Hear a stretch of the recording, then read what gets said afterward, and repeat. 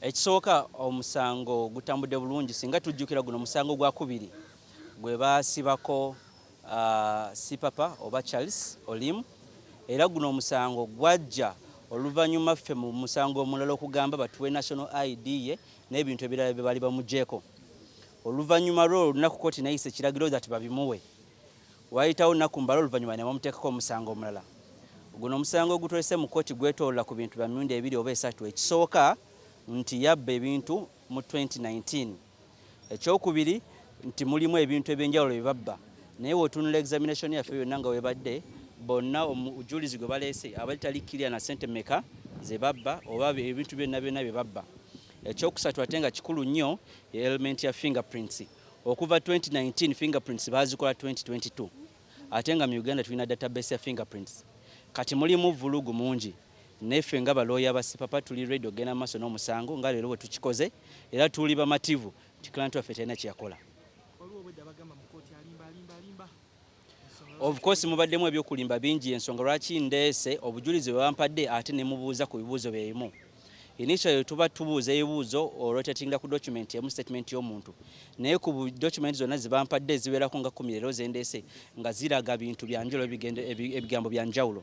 Akabanula akalaze nti ne sente zabanja milioni 1,069 n'ezigwamu tasobola kuzaakawuntingira tamanyi ne yazibba ate ekisinga okukwata ennaku okukwasa ennaku nti ye yalina ekisumuzo kya office ne keesi oba seefu wamu ne munne gwe batateeka ku guno omusango.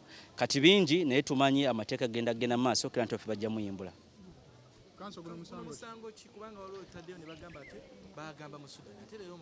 Kati guno musango gwe guli gwe baleeta nga ogw'omusuudani bagugjeeko. Jjukira twali tutegeeza kooti muguli nti kira nti bamuyimbule oba omuwoolezi wa gavumenti alina obujulizi ku guli ogwasooka. Oluvannyuma enkeera nga tumaze osaba ekyo nga tusabye ne ID ye ne bamuleeta ne bamukyajinga omusango omulala nga abasinga twali tetuliiwo. Kati bamugulako guno emisango ebiri. Ogusooka omusango nti yamenya ofiisi ey'ekitongole ekimu ono mwe yali abeera ofiisi y'ono. Omusango ogwokubiri nti yabba ssente oba yabba ebintu ne ssente wamu byonna byonna ebigenda mu 1,069 mu emitwalo 58. Tukomawo omwezi ogujja nga 3 okulaba nga tugenda maaso n'obujulizi bwaffe. Of course omusibe nga wona alaba that musibe tajja kugamba nti ali bulungi okusinga bali ebweru n'essuubi we alina essuubi nti luliba lumu agenda kufuluma. Ensonga lwaki we tusabye olunaku tebatuwadde lwa wala nnyo ng'ebiseera ebisinga ebibeera batuwadde lwa kumpi era tuli bakakafu nti kooti ejja ssalawo amazima mu lubeerera nga 3 omwezi ogujja. Omusango gwe basindika mu high court gwe gwa aggravated robbery mwe muli no emisango emirala wamu n'omukyala we era gyo bagisindika mu high court tennatandika. Omusango kati ogwaleero gubadde house breaking wamu ne theft.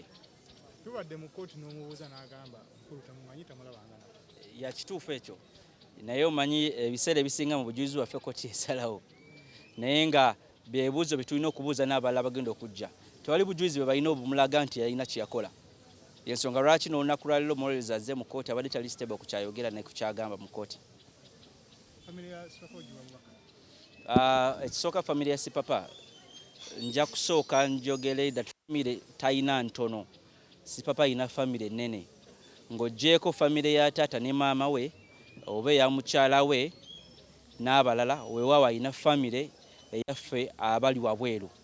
Kati mbagumya kintu kimu bonna nti tugumiikirize amazima gagenda kuvaayo era nga Bayibuli egamba amazima gajja tufuula